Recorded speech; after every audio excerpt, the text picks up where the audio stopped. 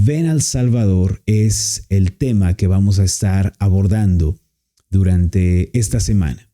Como ustedes recordarán, estuvimos haciendo un estudio que nos tomó varias semanas sobre el pecado, la ira de Dios, el infierno, la incapacidad del hombre para traernos a este punto, el lugar en el cual sabemos que necesitamos un Salvador y la luz del Evangelio de Jesucristo comienza a brillar con una luz intensa y especial delante de todos nosotros.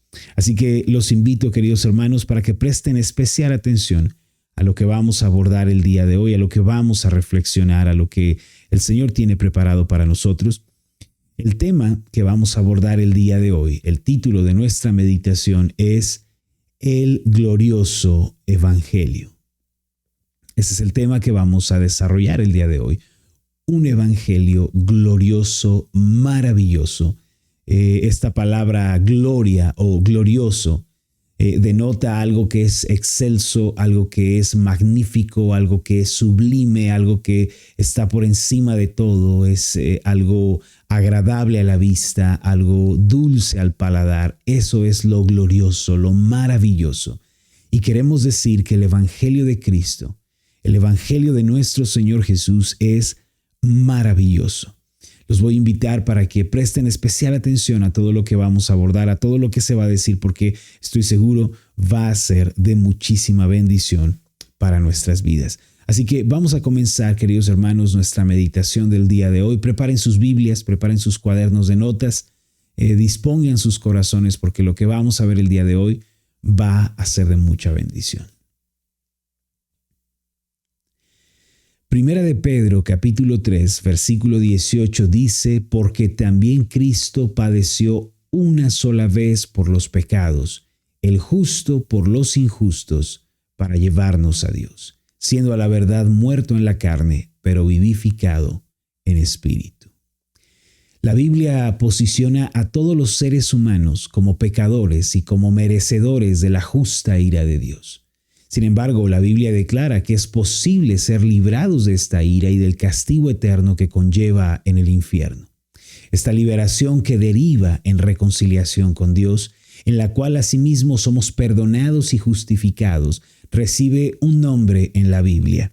Se llama salvación.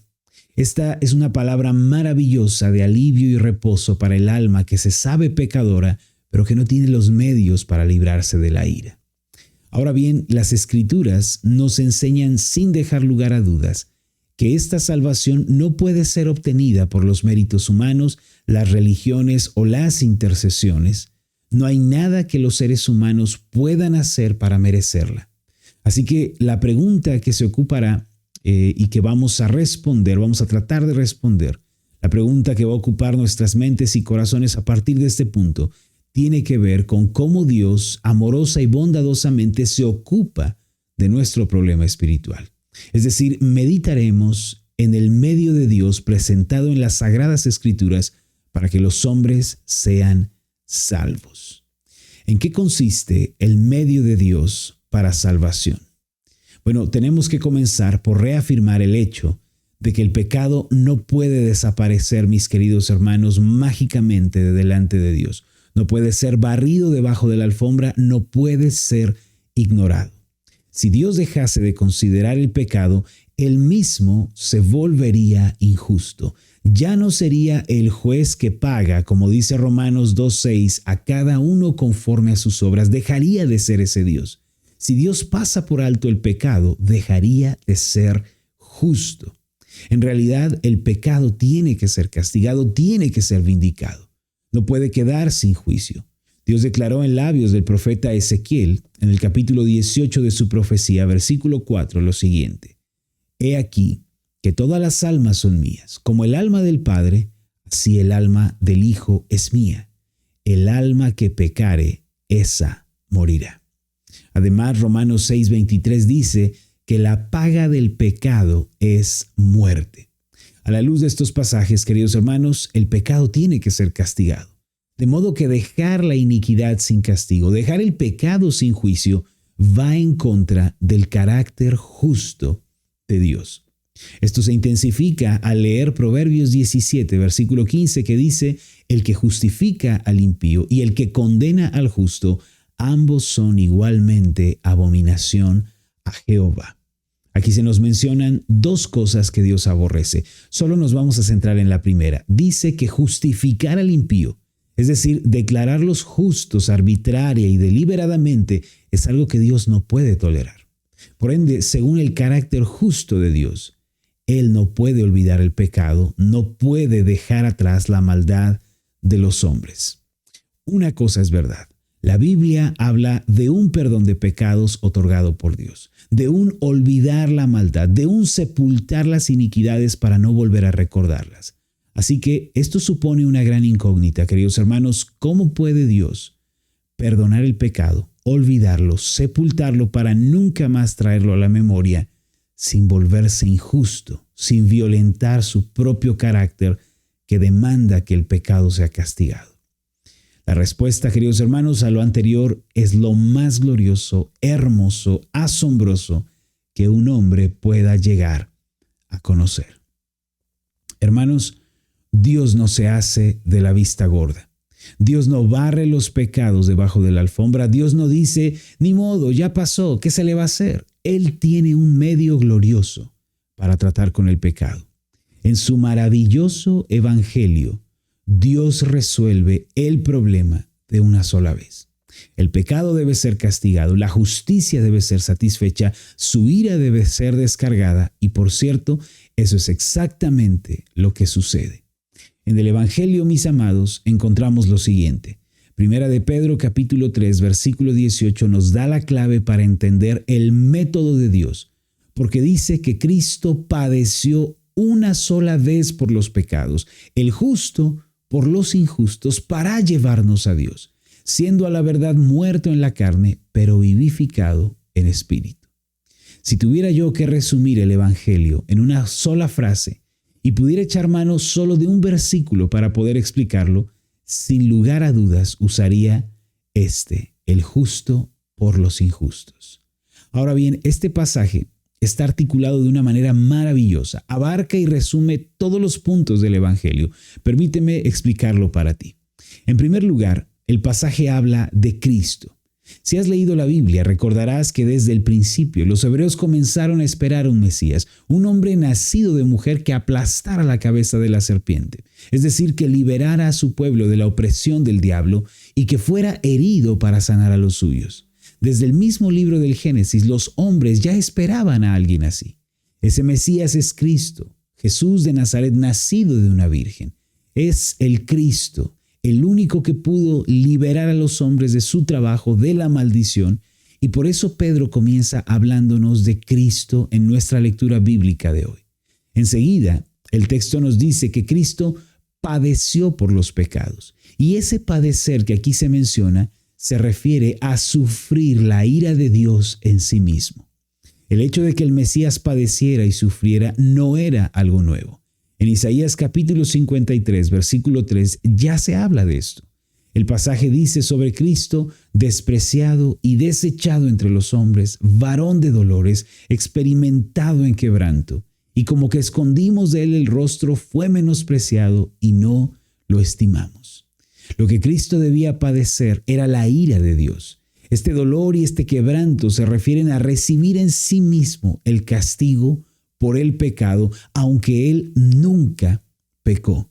Sabemos que Cristo experimentó la ira de Dios porque momentos antes de su pasión, Él oró diciendo en Lucas 22:42, Padre, si quieres, pasa de mí esta copa. Esa copa es la que menciona el profeta Jeremías en el capítulo 25, versículo 15. Es la copa del furor de Dios. Más adelante, en 1 de Pedro 3:18, nos dice que Cristo padeció por los pecados y aclara que es el justo por los injustos para llevarnos a Dios. Como recordarás, el pecado debe ser castigado, no puede quedar impune. Nuestros pecados, todos ellos reclaman una cosa: justicia, castigo. Pero en lugar de castigarnos a nosotros y descargar sobre nosotros su ira, Dios puso a Cristo en la cruz e hizo con Él lo que debía hacerse con nosotros. Todo esto para que nosotros los pecadores pudiéramos ser reconciliados con Dios y estuviéramos en una correcta relación con Él, una relación de paz, de armonía. Mis amados, en el Evangelio el pecado debe ser castigado y lo es. Sin embargo, no somos nosotros quienes recibimos la ira, sino Cristo. Su muerte es una muerte sustitutiva, mejor llamada una muerte vicaria, que significa una muerte en representación de alguien más. Cristo fue a la cruz en representación de los pecadores, pero noten algo, no había pecado en él. Cristo es el justo que menciona Pedro. No había pecado, engaño o maldad en él. En el glorioso Evangelio de Jesucristo, Él toma nuestro lugar, recibe en su cuerpo el castigo y la ira de Dios por nosotros para poder reconciliarnos con Dios. Es por medio del sacrificio de Cristo que Dios puede limpiarnos del pecado, puede declararnos justos delante de sus ojos. Este es el medio de Dios para tratar con el pecado de los hombres. Vamos a hacer una oración. Amoroso Dios y buen Padre, estamos maravillados con tu Evangelio. Estamos asombrados con lo que hiciste. Éramos merecedores del castigo, de la ira, del rechazo. Merecíamos ser puestos en las tinieblas de afuera. Pero tú, Señor, en un acto de misericordia, pusiste en tu Hijo nuestros pecados. A Él le atribuiste nuestra maldad. Él cargó con nuestra enfermedad, con nuestra maldición, y pusiste en Él el castigo para que nosotros fuéramos liberados. Gracias por Cristo, gracias por el Evangelio, que es nuestra esperanza. En el nombre de Jesús. Amén y amén. Amén. Muy bien, mis queridos hermanos. Qué maravilloso el Evangelio. Qué maravillosa la buena noticia que Dios tiene para nosotros. Miren, hermanos, todos sabemos que somos pecadores, que necesitamos liberación de nuestro gran problema espiritual. Pero no podemos hacerlo por nosotros mismos. Y Dios lo sabe. Y Dios no nos pide que trabajemos por nuestra salvación. Dios no nos pide que hagamos, que vayamos, que esto, aquello. Dios sabe que no podemos resolver el problema del pecado. ¿Qué hizo el Señor? Puso a su Hijo en propiciación por nuestros pecados. El justo por los injustos. Ese es el Evangelio. El Evangelio es Cristo pagando en tu lugar y en mi lugar la deuda que no podíamos cubrir. No podíamos hacer nada en favor de nosotros mismos, pero Cristo resolvió el problema. Cristo resolvió la situación. Queridos hermanos, espero que el Evangelio de Jesucristo les parezca tan maravilloso, tan glorioso, como es visto desde esta óptica. Espero que lo puedan recordar, que lo puedan tener presente. No olviden, queridos hermanos, la maravilla del Evangelio, ¿sí?